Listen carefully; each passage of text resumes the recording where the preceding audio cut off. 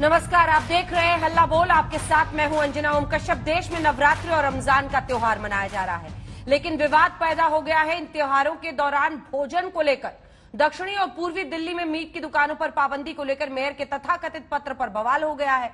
दुकानदारों ने दुकानों का शटर गिरा दिया है, लेकिन देश के कई मुस्लिम नेताओं ने इस पर सवाल खड़े किए। ओवैसी ने पीएम मोदी से प्रश्न पूछा है।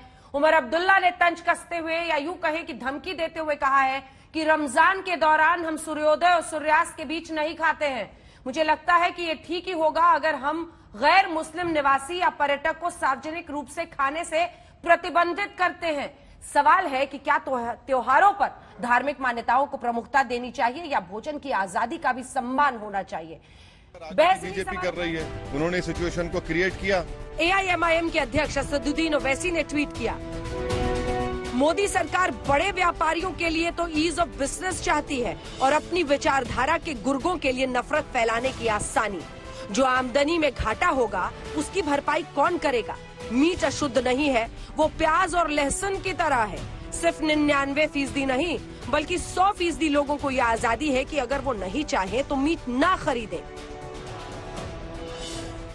एक आंकड़ा आपको शहजाद जी दिखाकर पहला सवाल मैं पूछना चाहती हूं, और यह आंकड़ा है भारत में मांसाहारी कितने हैं, शाकाहारी कितने हैं। और इसी कड़ी में हम आपको दिखाते हैं कि जो शाकाहारी हैं वो लगभग, ये हम आपको आंकड़ा दिखा रहे हैं 63.8%, जबकि दिल्ली में 63.2% लोग मांसाहारी हैं। ये हम आपको आंकड़ा सिर्फ दिल्ली का दिखा रहे हैं, जिससे आप समझ गए होंगे कि ये पूरा मामला क्या है। नवरात्रि और रमजान पर मीट बैन को लेकर ये विवाद इस वक्त चल रहा है। ये दिल्ली का आंकड़ा हमने आपको दिखा दिया है। इसी तरह से हम उत्तर प्रदेश में अगर आपको आंकड़ा दिखाएं तो यूपी में 55% लोग मांसाहारी हैं, वहीं 45% शाकाहारी हैं, दोनों ही जगह को। बंगाल में दिखाते हैं आपको, बंगाल में तो 98.7% लोग नॉनवेज खाते हैं और सिर्फ 1.3% लोग ही शुद्ध शाकाहारी हैं। ऐसे में आपका यह फैसला कहां तक सही?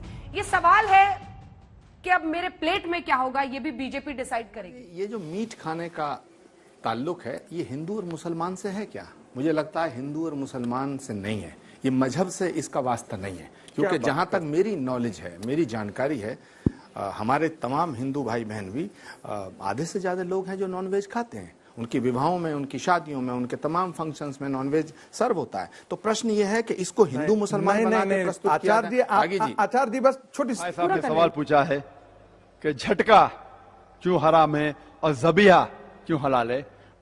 पहले एक चुटकुला पेश करूंगा आपके सामने जवाब देने के पहले। एक मुसलमान भाई और एक सिख भाई के दरमियान यही चल रहा था गुफ्तगू। वो सिख कह रहा था कि आप मुसलमान बेदर्द लोग हैं, जालिम लोग हैं। जब आप जानवर को मारते तड़पा तड़पा के मारते, मारने का है तो एक झटके से मारो, जानवर फिनिश, खत्म। आप लोग बेदर्द लोग हैं, जालिम लोग हैं। अपना मुसलमान भाई को जवाब सूझा नहीं तो उसने कहा कि हम मुसलमान जब वार करते मर्द के बच्चे आगे से वार करते हैं, आप सिख लोग बुजदिल है, पीछे से वार करते। जैसा मैंने कहा ये चुटकुला है, ये सही जवाब नहीं है, ये चुटकुला था। इंग्लिश में कहते जस्ट जोक, चुटकुला था, ये सही जवाब नहीं है। सही जवाब यह है कि इस्लाम में हम ज़बिया करते हैं। ज़बिया के लिए बहुत से शराइत है कि छुरी जिससे ज़बिया कर रहे वो तेज होना चाहिए, जल्दी कीजिए, एक जानवर के सामने दूसरे का ज़बिया नहीं करना चाहिए, बहुत से शराइत है। और मेन शर्त यह है, अब जब ज़बिया करते हैं तो इस गर्दन के विंड पाइप सांस की नली को काटने का, और वेसल्स ऑफ द नेक, ये जितने भी वेसल्स है, आर्टरीज एंड वेन्स, उसको काटना चाहिए। लेकिन स्पाइनल कॉर्ड, रीढ़ की हड्डी ना, मेरे उर्दू जरा मेडिकल डॉक्टर है, मेडिकल टर्म में पता है, लेकिन हिंदी में नहीं किया मैंने, इंग्लिश में। स्पाइनल कॉर्ड, ये रीढ़ की हड्डी, उसे धक्का नहीं लगना चाहिए। क्यों? क्योंकि जब हम ये विंड पाइप काटते हैं और वेसल्स ऑफ द नेक काटते हैं तो स्पाइनल कॉर्ड डैमेज नहीं होती। जब स्पाइनल कॉर्ड डैमेज होती है, झटका देते हैं तो स्पाइनल कॉर्ड डैमेज हो जाती, उससे जो नर्व जा रही है दिल को, हार्ट को, कल्ब की तरफ, वो डैमेज हो सकती है और आपका दिल एकाएक रुक सकता है, तो सारा खून आप में जमा हो जाएगा। जब हम ज़बिया करते हैं, विंड पाइप काटते हैं और बाकी के वेसल्स वेन्स एंड आर्टरीज काटते हैं, तो उसके अंदर दिल, हार्ट पंप कर रहा है ब्लड को, क्योंकि दिमाग अभी तक जिंदा है और ये हार्ट पंप करता है। जब हार्ट पंप करता है ब्लड को, तो अल्हम्दुलिल्लाह ज्यादा से ज्यादा खून बाहर निकल जाता है। तो हम ज़बिया करते खून बाहर निकालने के लिए, और आज की साइंस कहती है कि खून में बहुत से जरासीम होते हैं। खून is a very good media for germs and bacteria.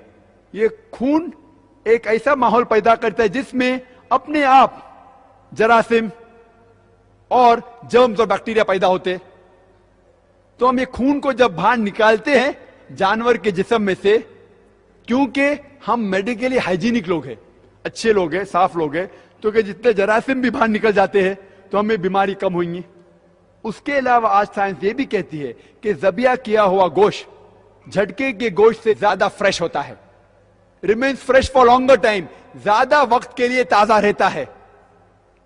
और जो लोग ये कहते हैं कि जब हम ज़बिया करते हैं तो ये जानवर तड़प तड़प के दर्द से मरता है, आज की साइंस कहती है कि जब आप वेसल्स ऑफ द नेक काटते हैं तो जो खून वो नर्व पे जा रहा है, उस दिमाग की तरफ जा रहा है, जिससे दर्द का एहसास होता है, वो रुक जाता है। तो उस जानवर को दर्द का एहसास होता ही नहीं, जानवर तड़पता है। क्यों? क्योंकि मसल्स कॉन्ट्रैक्ट हो रहे, मसल्स आगे पीछे होने की वजह से वो जानवर तड़पता है, लेकिन दर्द की वजह से नहीं, क्योंकि खून जिस्म से बाहर निकल रहा है इसलिए तड़पता है, उसे दर्द नहीं होता। लेकिन झटके में जब झटका देते आप, या स्टनिंग कहते हैं, स्टनिंग, उससे अक्सर जानवर 4-5 घंटे बाद मरता है और दर्द के जरिए मरता है। इसीलिए हम मुसलमान, हम जानवर की भी कदर करते हैं, क्योंकि अल्लाह ताला फरमाते हैं कुछ जानवर हम खा सकते हैं इसीलिए खाते हैं, लेकिन अल्लाह के नाम से उन्हें काटते हैं, और जब हम उनके ज़बा करते हैं उन्हें दर्द नहीं देते हैं। इसीलिए हमारे लिए ज़बिया हलाल है और झटका हराम है।